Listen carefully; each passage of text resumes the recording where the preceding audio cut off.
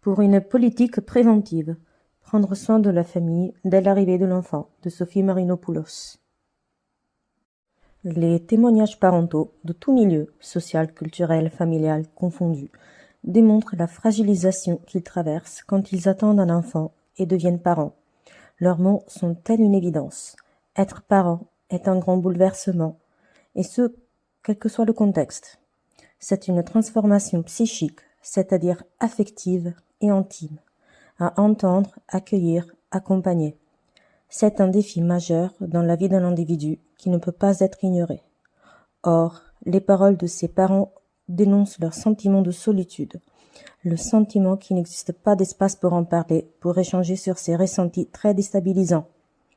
Ce qu'ils décrivent comme une forme de dureté de la vie n'est pas sans nous rappeler notre société prise dans la dictature de l'instant, dans une quête de rentabilité, un encouragement à la compétition, une consommation toujours plus grande, tant sur le plan matériel que spirituel. En effet, on achète aussi bien du loisir, du confort que du bonheur. Tout est un grand tout, privant le sujet de son propre cheminement, de sa représentation personnelle, de ce que peut être la richesse, la joie, l'estime de soi, et bien entendu, de ce que peuvent être les besoins d'un enfant. Cette imposition d'un savoir identique pour tous, qui modélise l'être parent, nous rapproche des mots de la philosophe Hannah Arendt.